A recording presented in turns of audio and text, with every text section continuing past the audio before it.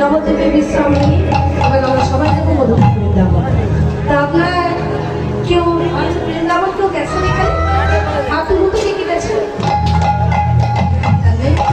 আচ্ছা, যারা যান নাই নবদ্বীপ কেউ গেছেন? নবদ্বীপ আচ্ছা, যারা যায়নি কারোর কথা শুনবে, যারা গেছেন যারা যাবেনও ভাবছেন তারাও শুনবে। আসলে মা, যারা আপনারা নবদ্বীপ গেছেন বাবা, আমাদের নবদ্বীপে মায়াপুরে কিছু নিয়ম আছে। মানে একটা ধামে একটা নিয়ম।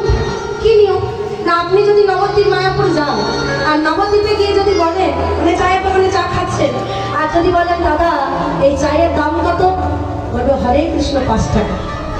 যদি একটা শাড়ি কিনেন, দাদা এই শাড়ির দাম কত, বলবে হরে কৃষ্ণ 500 টাকা। মানে একটা মালা কিনছেন, দাদা এই মালার দাম কত, হরে কৃষ্ণ 200 টাকা। মানে কি বলছে? হরে কৃষ্ণ বলছে। মানে কথা বলার আগে বলে হরে কৃষ্ণ। আপনারা পুরীর ধামে যাবেন, পুরীর ধামে বলা হয় ধাই কিরি কিরি, ধাই কিরি কিরি, ধাই কিরি, ধাই কিরি কিরি আসো, ধাই কিরি কিরি যাও। মানে এটা ধাই কিরি কিরি বলতে হবে। আর অযোধ্যাতে যদি কখনো যান, অযোধ্যাতে বলা হয় জয় শ্রী, বলে বলুন জয় শ্রী। এখন শুধু অযোধ্যা না, সারা পশ্চিম বাংলায় চলছে জয় শ্রীরাম। যাই হোক, এবার বৃন্দাবনে যদি কখনো যান, বৃন্দাবনে যেই না মথুরা স্টেশন পার হবেন, প্রেম সে বলো রাধে রাধে। রাধা নাম ছাড়া বাবা বৃন্দাবনে এক গ্লাস জল পাওয়া যায় না। ও মা, আপনারা যদি কখনো বৃন্দাবন যান, বৃন্দাবনে গিয়ে যদি জিজ্ঞাসা করেন ও মা এক গ্লাস জল দিন তো, কোনো বাড়িতে বলছেন যে এক গ্লাস জল দিন, কেউ দেবে না। কেন? কারণ আপনাকে বলতে হবে রাধে রাধে, একটু জল পাবো। মানে রাধে রাধে না বলে এক গ্লাস জলও পাচ্ছেন না। তদ্রূপ আমরা বৃন্দাবন লীলায় যাবো, তবে মুখে রাধে রাধে বলতে বলতে যাবো। কেমন বলবেন তো? বেশ, চলো সবাই মিলে যাই।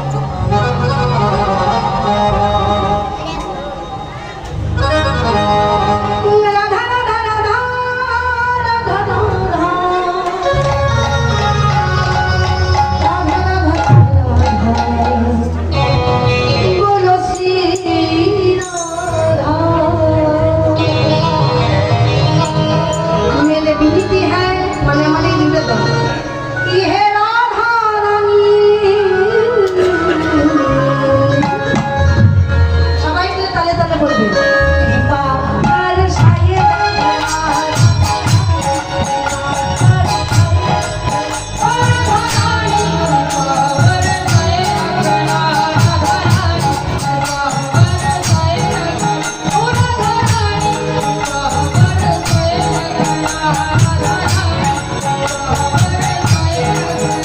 मुझे तुम्हारे सहारा महारानी,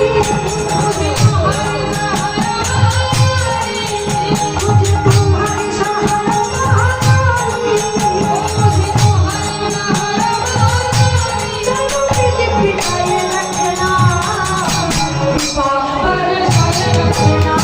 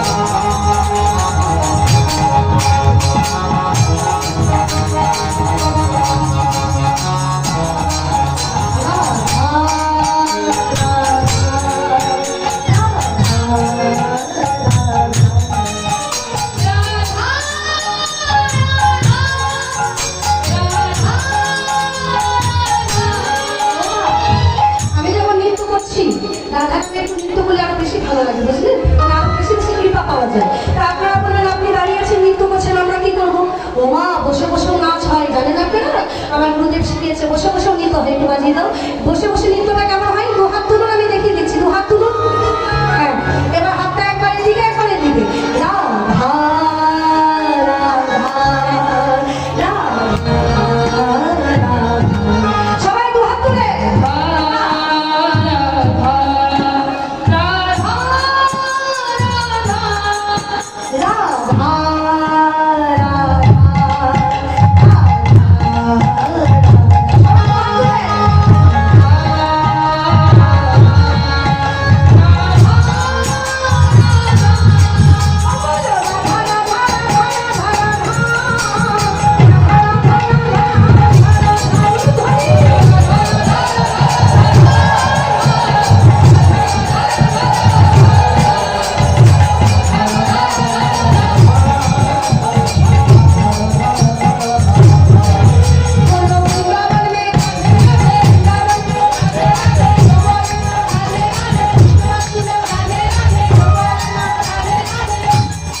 কি ব্যাপার বলছেন না কেন?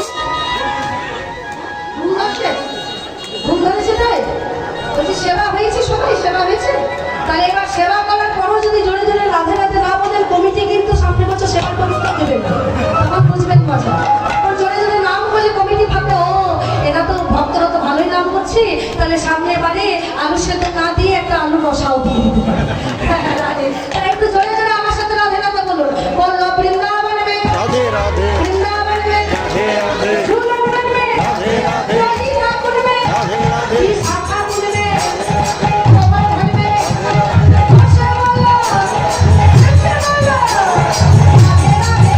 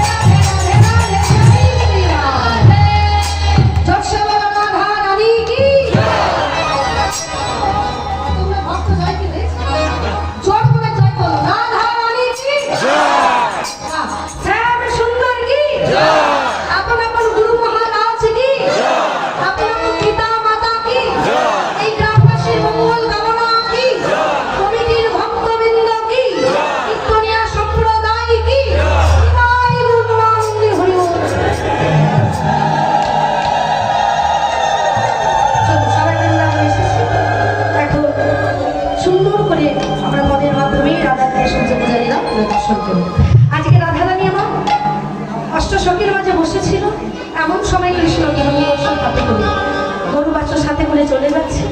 আর রাধারানী সখীদেরকে দেখে বলছে, সখীদের এই ললিতা এই বিশাখা, আমার এতই কপাল খারাপ যে আমার বধূ এক্ষুনি গরু বাছুর নিয়ে চলে গেল, আমার একবারও আমি তাকে নয়নের বা দর্শন করতে পারলাম না। কেন? ওরে সকালে গো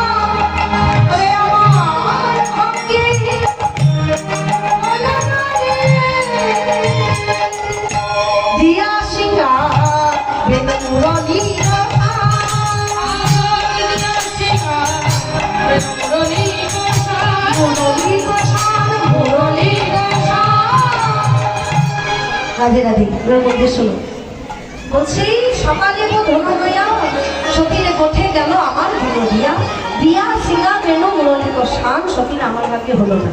আপনারাই বলুন, রাধারানী বলছে সতীর না সতী এই কিছুক্ষণ আগে আমার বধূ বেনু বাজাতে বাজাতে চলে গেল, কিন্তু আমার এতই পরাক্রম জানে একবারের জন্য তার বধূটা দেখতে পেলাম না। কেন? কারণ তোরা তো ভালো করে জানিস যে আমার শাশুড়ি আমি এমন ভাবে বাস করি যে ঘরে কৃষ্ণ কথা বলতে মানা, যে ঘরে কৃষ্ণ দর্শনের সাত বাধা। সখী রে, তোরা তো আমার প্রিয় সখী,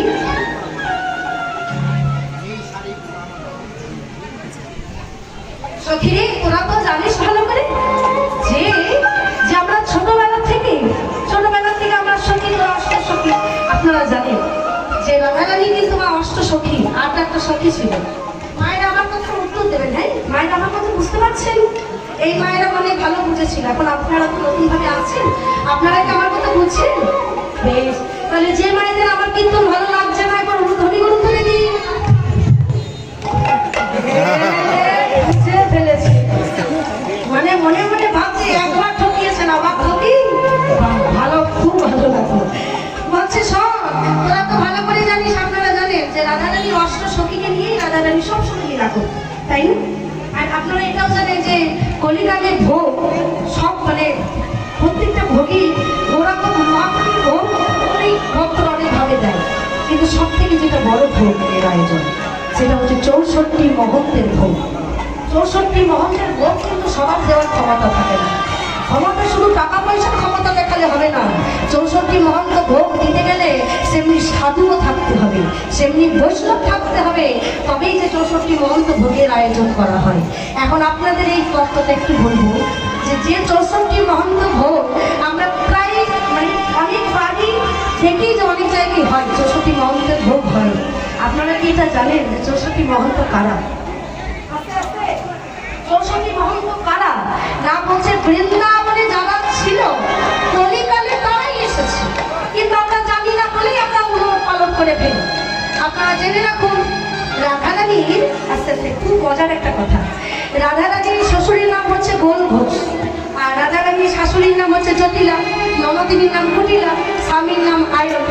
এখন বিশ্বভানু মানে রাধারানীর বাবা এবং কীর্তিকা যখন রাধারানীর বিয়ে দিল, তখন বেয়াইয়ের হাত তুলে ধরে বলছে, বেয়াই আপনি তো জানেন কিনা জানি না, আমার মেয়ে রাধারানী ও আমার অনেক শখের, বুঝলেন, আমার খুব আদরের মেয়ে, কি তাই আমার মেয়ে কখন কি করতে হয়, নিজে খাবারও খেতে পারে না, কোনো সঙ্গে খাইয়ে দেয়, নিজে চুলাচা তো পারে না, বসনও করতে পারে না। তাই বেয়াই তুমি যদি কিছু না, আপনি যদি কিছু মনে না করেন, তাহলে আমার মেয়ের সাথে আমি কিন্তু আমার মেয়ের 8টা সখীকে আপনার সাথে দিতে হবে। কারণ আমার মেয়ে তো একটা কাজ করতে পারে না, এই 8টা সখীর মধ্যে কেউ শাড়ি পরিয়ে দেয়, কেউ চুল বেঁধে দেয়, কেউ মেকআপ করে দেয়, কেউ খাইয়ে দেয়, কেউ স্নান করিয়ে দেয়, তাই আমার মেয়ের সাথেই আপনাকে 8টা সখীকে নিয়ে যেতে হবে। এবার গোল ঘোষ বাবা একটু কৃপণ ছিল, কৃপণ মানে আপনারা যদি কিছু না মনে করেন, এখানে ঘোষ অনেকে আছে নাকি? ঘোষ, ও ঘোষ আছে, তাহলে নাই বলি, তাহলে নাই বলি। এই দেখুন, এই ঘোষ যদি না থাকতো তাহলে আমরা কৃষ্ণকে পেতাম। হ্যাঁ, ঘোষের বাড়িতেই তো কৃষ্ণ এলো, কই আমাদের বাড়িতে এলো না। কিন্তু আমাদের বিশেষ করে আমার এই ছেলেটা, বুঝলেন, এও কিন্তু ঘোষের ছেলে, এ কিন্তু একটা 2 নম্বরই কাজ করে। হ্যাঁ, ওই 1 কিলো দুধ এনে 500 জল মিশিয়ে সবাইকে বিক্রি করে। হ্যাঁ, ঘি আবার ডালটাও মেশায়, তাহলে সব ঘোষ আবার খুব ভালো সমান। যাই হোক, এখন গোল ঘোষ রাধারানীর শ্বশুর বরং খুব দেখা খুব কিনতে ছিল, বলছে বেয়াই আপনার মেয়েকে তো নিলাম, তারপরে আবার 8টা সখী, তাই 8টা সখীকে খাওয়াবার মতো ইশারা করছে, মানে টাকা কই। তখন বিশ্বভানু রাজা বলছে, মানে রাধারানীর বাবা বলছে, শোনো বেয়াই, মানে তোমার গলার আগে আমি ব্যবস্থা করে দিয়েছি, এই 8টা সখী সারা দিনের থেকে রাত্রি পর্যন্ত যা যা খরচা আমি সব বহন করবো, তোমার একটা কিছু চিন্তা নেওয়ার দরকার নেই। এবার নিয়ে যাচ্ছে, নিয়ে যাচ্ছে আপনার সঙ্গে, এবং রাধারানীকে শুধু এমনি 2 পা হেঁটেছে, আর রাধারানীর বাবা ডাক দিয়েছে, দাঁড়া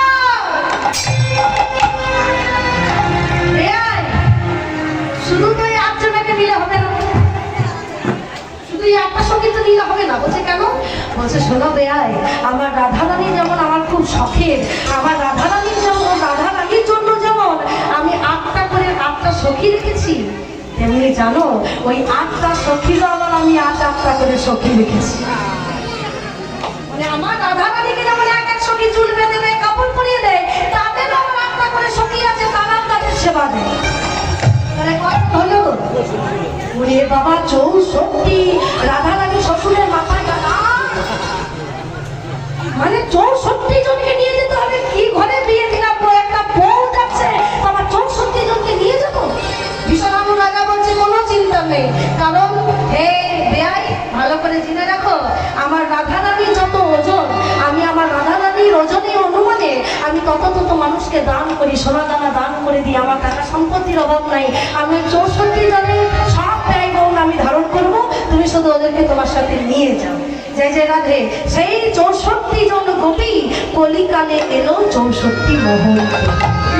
সেই রাধাকৃষ্ণের সেই পরিষদগণ 64 মহলে ভক্ত সেজে এসেছে। তাহলে ব্রজে যারা ছিল কলিকালে কিন্তু তারাই এসেছে। বাবা আমাদের ধারণা বোঝা ভুল। তাই যাই হোক, এবার রাধারানী বলছে সখী তোরা তো জানিস যে আমরা ছোটবেলায় বৃষ্টি জলে ভিজতে কত ভালোবাসতাম, কিন্তু এই বিয়ে যেদিন থেকে আমার হয়েছে সেদিন থেকে মেঘ যে কি জিনিস, এই মেঘ আজও পর্যন্ত আমি এখনো পর্যন্ত বিয়ে হওয়ার পর থেকে আমি মেঘটা চোখে দেখি। সখীরা বলছে কেন তুই মেঘ চোখে দেখিস নাই কেন? বর্ষাকালে কত মেঘ হয়, বৃষ্টি হয়। বলে ওরে তুই কি জানিস না, ওরা আমার শাশুড়ি ননদিনী ওরা এত দুষ্ট যে ওরা তো জানে আকাশে মেঘ হলে মেঘের রং কালো হয়। আর আমার শাশুড়ি ননদিনী ভাবে যে বৌমা যদি একবার কালো মেঘ দেখে তাহলে কালো ছোড়াটার কথা তার মনে পড়ে। কালোর দিকে তাকালে কালো কিছু মনে পড়ে যাবে, আর কালো কিছু মনে করা মানে ওই ব্যাপার কথা মনে পড়ে যাওয়া। তাই জানিস সখী, যখনই মেঘ হয়, মেঘ হওয়ার আগেই আমার শাশুড়ির ননদিনী জানলা দরজা কপাট বন্ধ করে রেখে দেয় যাতে আমি মেঘের দিকে তাকাতে না পারি। সখীরা বলছে রাধে আহারে তোর কথা শুনে আমাদেরই নয়নে জল হচ্ছে। আর কি হয় বলে জানিস সখী, কৃষ্ণ যেমন দর্শনে আমার বাধা, কৃষ্ণ নামে কামতেও আমার বাধা। আমি মন চাইলেও কৃষ্ণ বলে কাঁদতে পারি না। সখীরা বলছে ও রাধে, তাহলে মন চাইলে কৃষ্ণ নামে কাঁদতে পারিস না, আর আমরা তো জানি কৃষ্ণ নামে না কাঁদলে কৃষ্ণ সাড়া দেয় না, তা তুই কিভাবে কাঁদিস? বলে সখী রে, যখন আমার কৃষ্ণ মতন মনে পড়ে যায় তখন আমি কৃষ্ণ নাম কাঁদবো ভাবি। তখন ওই কৃষ্ণ নাম স্মরণ করে আমি আমার ঘরের উনুন শালায় গিয়ে বসি, আর যে কাঠগুলো ভিজা থাকে ওই ভিজে কাঠ আমি জলের মধ্যে আরো চুবিয়ে চুবিয়ে ভিজিয়ে সেই ভিজে কাঠ আমি উনুনের মধ্যে দিই। গল্প সখী ভিজে কাঠ উঠে দিলে কি হয়? ধোঁয়া হয়, আর ধোঁয়াতে চোখ জ্বালা হয়। সখী রে, যখন সারা ঘর ধোঁয়া হয়ে যায় ওই ধোঁয়াকে হা কৃষ্ণ প্রাণ কৃষ্ণ বলে বলে আমার শাশুড়ি ননদিনী যদি দেখতে পাই আমার চোখে জল, তারা ভাবে ধোঁয়া চোখে লেগেছে বলে বৌমা কাঁদছে, কিন্তু তারা তো জানে না কৃষ্ণ নামের ধোঁয়া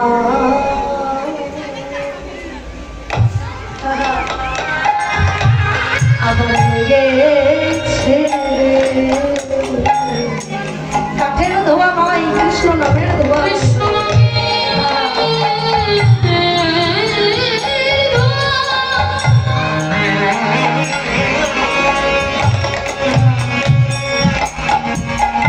আমার লেগেছে রে, এই ধোঁয়া যার লেগেছে যে কৃষ্ণ নাম ভালোবাসে বাবা, একমাত্র সেই তো জানে কৃষ্ণ নামের ধোঁয়া লেগেছে, বোঝার লেগেছে।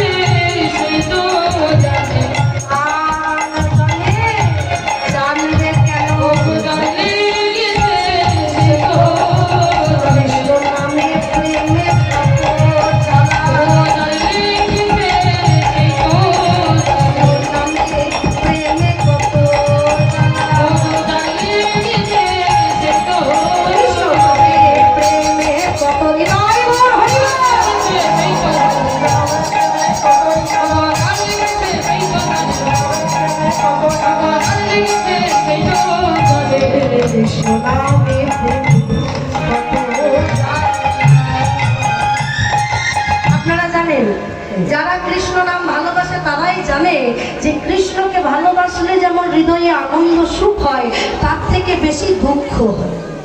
কি বাবা কথাটা ভুল? ও মায়েরা কথাটা ভুল। আমরা মায়েরা বারবার একটা কথা বলি, যখন দিনক্ষণ আসে তখন বলি, ওরে আমি এত ঠাকুর ঠাকুর করি, এত কৃষ্ণ নামের মালা জপ করি, এত একাদশী করি, আমার কপালেই এত দুঃখ, কিন্তু আমার পাশের বাড়ি ওই দিদি কীর্তন শুনতে যায় না, একাদশী করে না, তার আবার কত উন্নতি। বলি না মা আমরা? বলি। আমরা বলি এ কথা যে আমি এত কৃষ্ণ নাম করি, কেন আমার দুঃখ?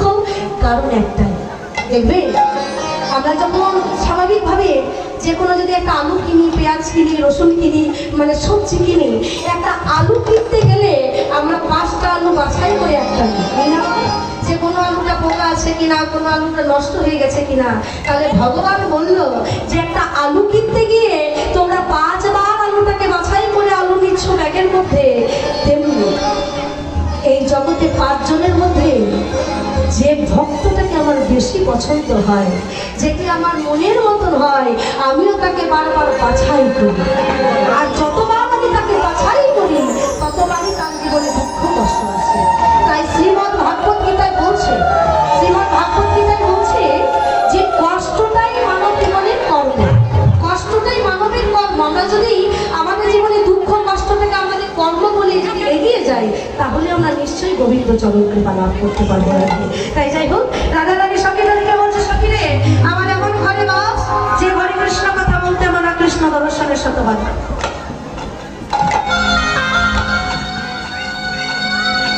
তাই বলছে সখী, কিছুক্ষণ আগে আমার বধূ নবলম্ব ধেনুকে নিয়ে চলে গেল, কিন্তু আমার এতই কপাল খারাপ, একবারের জন্য বধূর বদল দেখতে পেলাম। আর এমন সময় গবাক্ষ গান দিয়ে তুলসী চলে যাচ্ছে। তুলসী ফিরে দেখে রাধা রানী ডাকছি, ও তুলসী, ও তুলসী। এই না তুলসীকে ডেকেছে, অমনি তুলসী এসে বলছে, রাধে কি হয়েছে তোমার? বলছে, আয় না সখী, একবার আমার পাশে বস, একবার দুটো কৃষ্ণ কথা বলি, তুই তো জানিস মনের মতো না হলে তাকে